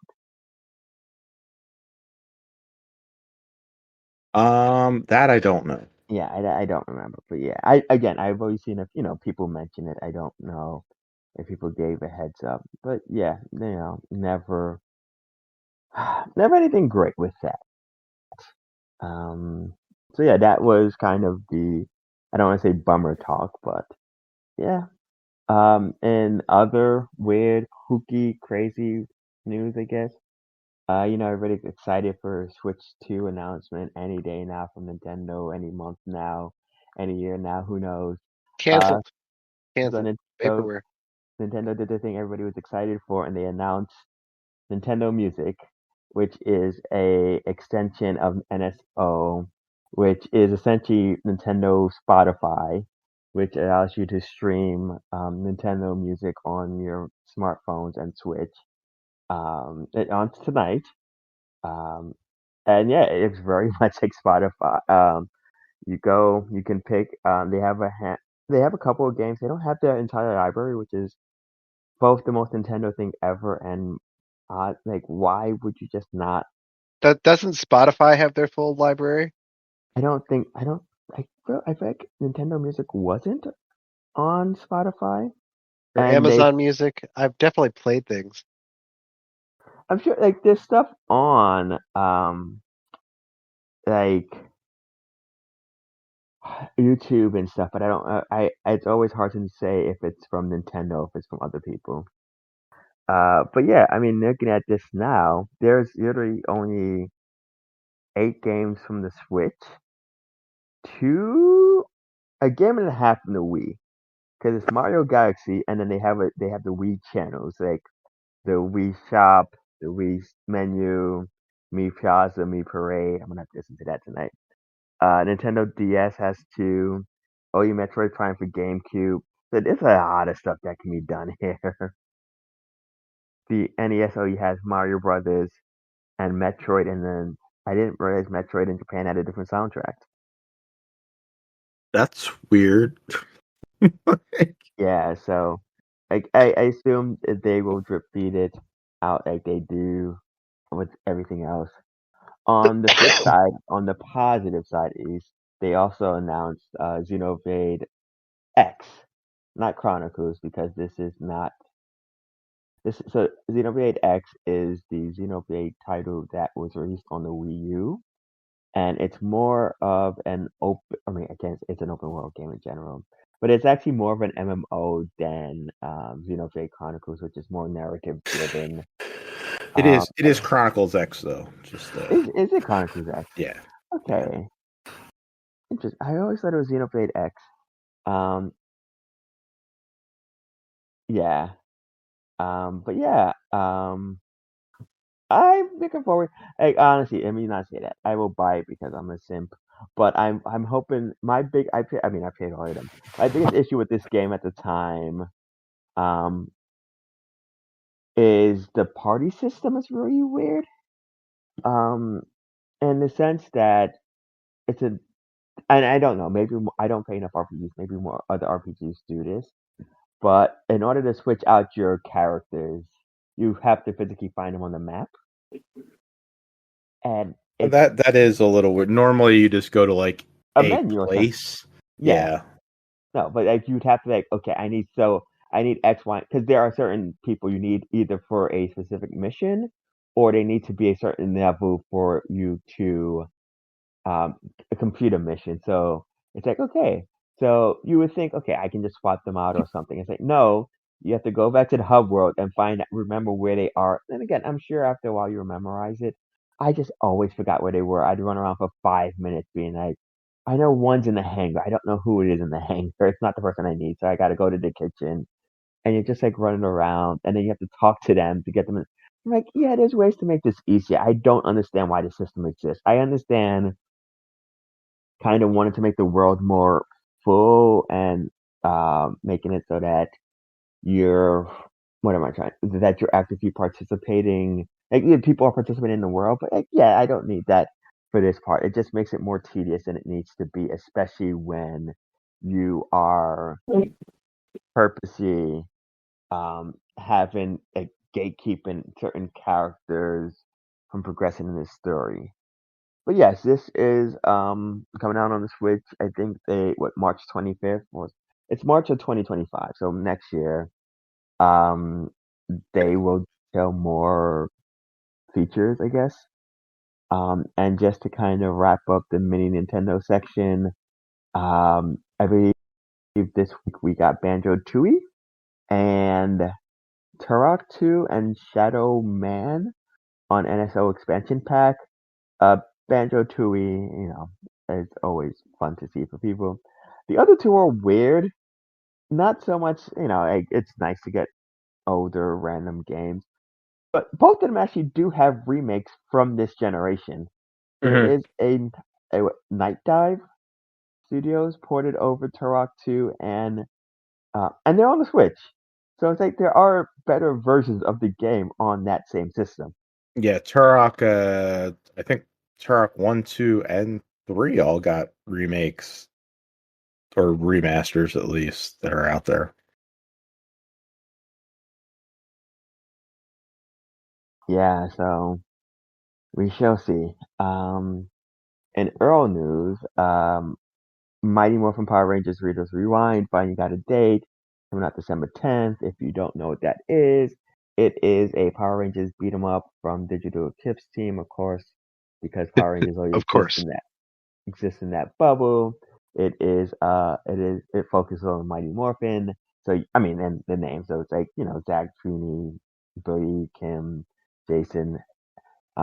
They announced Tommy's an unlockable character. I mean, shocking.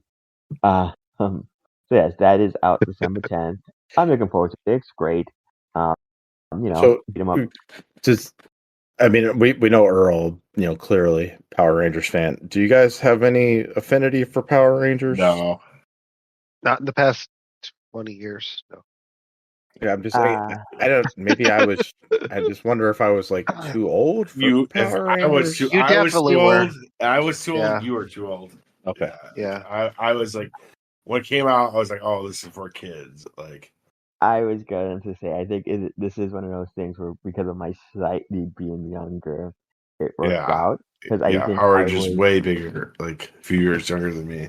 Yeah, no, I'm happy you're getting like something cool. Like I just never understood Power Rangers because like it's just my friends weren't into Power Rangers, which makes sense. Like if it's like maybe I'm just like 5-6 years past Power Rangers. So yeah, because it came out at the perfect. Literally, I think I was 8 when Power Rangers came out, which is kind of like the perfect kind of like young boy. It's colorful people jumping around and yeah.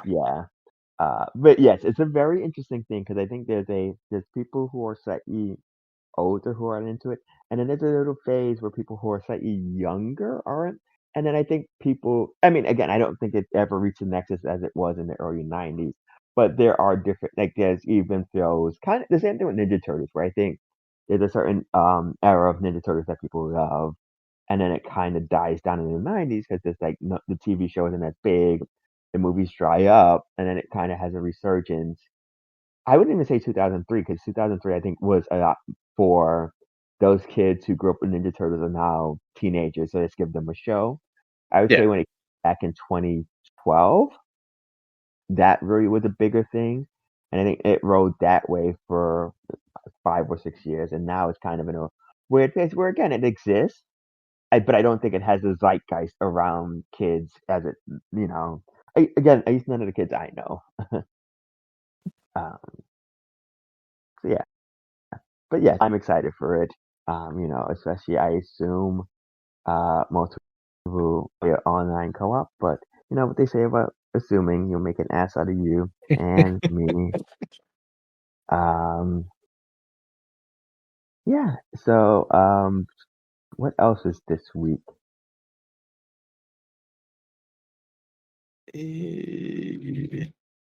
Not much. We got Indiana Jones previews. Jones, there was the previews of that and the Dragon Age reviews hit. Yeah, Seems pretty positive, right? Am I the only one that is like thinking about getting Dragon Age? Because it looks pretty good. No, I'm gonna get it. I don't know if I'll get it like on launch day, but might be. Yeah, I don't know about launch day because I'm still playing Black Ops, but yeah, I think I'm still playing Mech Warrior, and I still need to get through Star Wars. And you guys might be able to wait like 3 weeks and get it on a slightly better sale. Like, right. Yeah. Even if it's just like 10% off, it's better than. You know what's funny is when I get through Call of Duty, I'll be kind of caught up on like my games, and like all I've been thinking about playing is Baldur's Gate 3 again. So it's like I might just do that because I know it's gonna be amazing. Like, speaking of 2024 games, Tony, did you ever play more of or ever play any of Space Marine? I played, maybe an hour and a half of it. Okay. Did I talk about it? I don't even remember. I don't know. That's why I was like, I thought. I mean, we've talked about it, but I don't remember if we talked about it on the show or not. It's fine. I don't like. Okay. I don't know. Yeah. Yeah, that was one that just had like a lot of hype to it in September. Yeah, it feels very similar to the zombie games that the same studio made, where there's like hordes and hordes of enemies fighting all at once. Yeah, they did. Was it World War Z? Yeah, which was fun, but it was fun when we played together. Yeah. So and I think this is it's meant to be played co-op, and that's fine. But like, I think a large part of those games is the playing together element is the fun part, and like. As a game in and of itself, I mean, I don't love how scarce the ammo is in the game. Like, there's a lot of focus on melee combat, and you're like, it just doesn't make sense to me. So, what's the zombie game that we played, Earl? Was it World War Z? Well, we played a little bit of that one, but the one I think we finished all the way. Zombie Army. Oh, Zombie Army. Yes. Yeah, that one was fun. Yeah. But again, it was like it's fun, I think, because we're all playing together and it was dumb. Yeah. Like if we all got into this guy, I think it might be enjoyable if we all played as a group, but like I kind of missed the boat. I don't know that you guys got it. So I did not get it yet. It might just be on like I just wait for a good sale to come across. And maybe it just sits on my hard drive and waits for that day. Okay. Maybe that's what happens. Yeah, I think that might be it, Earl. I thought it was a more eventful. I thought it was a more eventful week, but maybe it was more eventful for other stuff. I mean, it was definitely eventful for other stuff. I don't remember if this was announced ahead. Well, I mean, just as a heads up, and I will probably get it. I hope I'm not around next week, but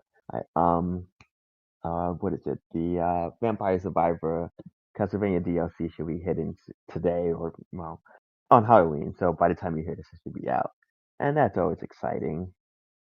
Yes, they're all their stuff has been really good.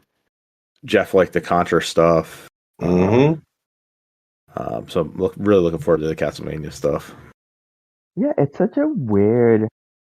Again, like it's such a because even when I try to expand it, it shouldn't work. Vampire Survivor shouldn't. But it's so good. Yeah, it's a great game.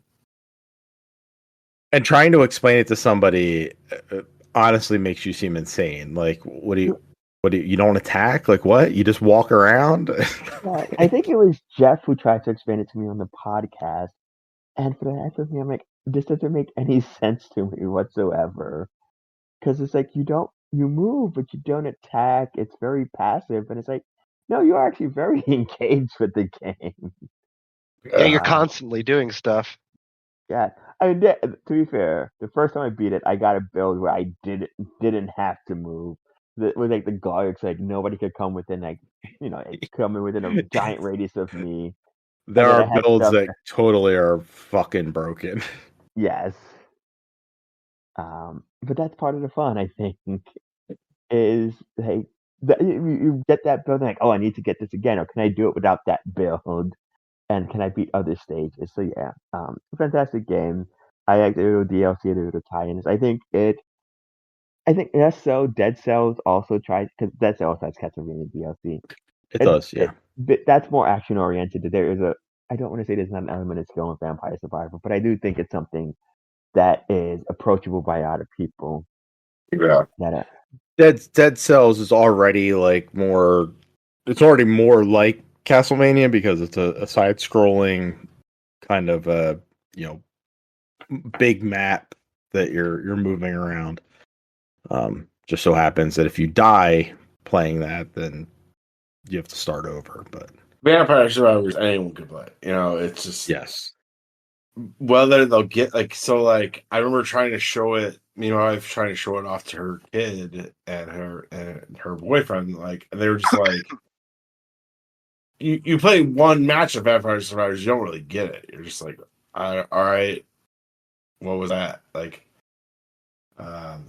yeah, that's exactly how I felt the first time I played. It's like, I mean, this is fine, and it's not until you get like a really good run that it clicks. And just like, and you're leveling things up, and it gets its hooks into you quickly. But at first you're just like, I didn't feel like I was an active part of this, and this is another of a million roguelike games. What is who cares? But man, it has become one of my favorite games ever. And when did you say that was, Earl? Well, I mean, today it's gonna be Halloween. Yeah. Okay. Cool. Ooh, spooky. Some fun Halloween releases. There's that. There's something else tomorrow. Is Dragon Age tomorrow? Dragon Age, yeah, Dragon Age. The Substance drops on digital, purchase. It's also on Mubi. Yeah. Mubi? Yeah. Don't. It's their movie. They made it. Yeah. I like streaming services, but it does get to a point now where I'm like, okay, they feel like they're making it up. I've seen it before, but every it's time a thing. Yeah, every time I see it, I'm like, it feels like somebody just it's like a fake Tubi. I'm so mad. I'm so mad. I'm subscribed to Peacock for some reason. I'm just like, why am I keeping this around? I don't know. Because Monday Night Football, baby. And they do have they do get new recent movies that are Universal movies and stuff like that. And I don't know, it's okay, but do I use it regularly? Not really. I don't know. None of them I use regularly. It's whatever new thing is on whatever platform that week, and you have to have all the platforms. You just cycle through. Just only subscribe to the platform. That's what my friend does. My friend subscribes to one, and then 3 months later he chooses another, and he's like, now I have all these awesome things to catch up on. And I'm like, he's probably doing it the right way. It's just the not lazy way. Yes. Yeah. It's they're all so small. It's fine. I can suck up. I can do a $5 here, $5 there. Yeah. Earl, is the WWE stuff still on Peacock, or is that moved? It will be. It's gonna be weird, I think, because I think the pay-per-views or PLEs or whatever they want to call it will continue to be on Peacock for a while, but I think Raw is moving to Netflix, in the new year, so that's gonna split it up. But yes, that is why I have Peacock. But also, I think with Peacock, and maybe I get screwed over this year. I get the Black Friday deal, so I canceled it. I just canceled it, so it should expire sometime in November, and hoping that they have another Black Friday deal. So I can get it. I think I got paid $20 for the year. Yeah, they did that once. They do it a lot. So, I mean, I will. I've gotten accustomed to ads. I think a lot of ad-based services do something really great, sometimes really awful. But a lot of them are like, watch 3 minutes of commercials at the start, and then we'll leave you on to watch your movie. I'm like, fantastic. And it's all I wanna. I don't know Yeah, if mine. like is it Peacock that does the timer on it? Yeah. Yeah, Tubi does that too, but they cut into the middle. And it's like, oh, well, I know Peacock's this like, is going to be 180 seconds or whatever. I can get up and That's leave. it. Like Peacock would be like, watch these ads. Now you can watch the movie. Like I don't think they interrupted after that with the basic plan. I will say this: yeah. when I signed up for the basic plan like a year ago, it was $5, and I saw the bill on it today. And it was like $7 or $8 actually dollars. I was like, it's almost like doubled in a year for a platform that like nobody really seems to give a fuck Yeah, about. and I think that's the other thing, because I don't think it's for us yet, but I know my friend in Canada was complaining that Disney Plus is doing their second They price keep right, increase. like all of them do this. Like Yes, but it's like an annual thing, and but a part of it is like now that they're all kind of cutting back on sharing, um, that it's harder to it's harder to justify, and I think it's gonna get to a point where, at least for me, where like yeah, I'm gonna be like your friend, where I'm like I'm gonna have Netflix for like or I'm gonna have if Netflix has well, I'm gonna have Netflix, but you have Netflix for a couple of months, you have Peacock for a couple of months, or you don't, you do without. Or I mean, honestly speaking, I know how to pirate. I'm calling a spade a spade. I know how to find your shows. I'm trying to do the responsible thing and pay for these services as best as I can. But I'm not gonna spend 100 and some odd bucks on cable 2.0. Yeah. it really is. I think we need to adopt your friend's your friend's strategy, Jeff, where Mhm. it's cancel this when we're not watching it, and then we could It just is cycle back. It's a cool idea too, because like I'd say like every month there's like one thing on Netflix I think I need to see, and that's cool. Well, what if I didn't have Netflix for 3 months? Came back and I had like a week's worth of like movies and shows or to watch, and then you switch over to the other thing. Like every one of them has like something of merit. And that's how they keep me along. But you could Yeah. easily just like backlog stuff and come back to it. All right. Well, Earl, you will be on vacation next week. But we'll be back with something. Something. Yeah, I'm not sure what. Like, I'm sure we are going to play a bunch of stuff. Jeff, you might be playing Baldur's Gate, or you might be playing Dragon Age. Could be, yeah. One of those two. Tony will continue to dominate at Balatro, just beating all of the all of the runs. I beat all I'm of gonna do it. It was okay. I'm gonna do it. And yeah, we'll play some stuff. We'll be back then. Earl, enjoy your vacation. I'll do my best. Gotta fire up something new on the Switch, I guess. Where are you going? Yeah. I'm going to Barbados for the week. Fuck. All right, congrats. That's fun. Jeff, say goodnight. Good night.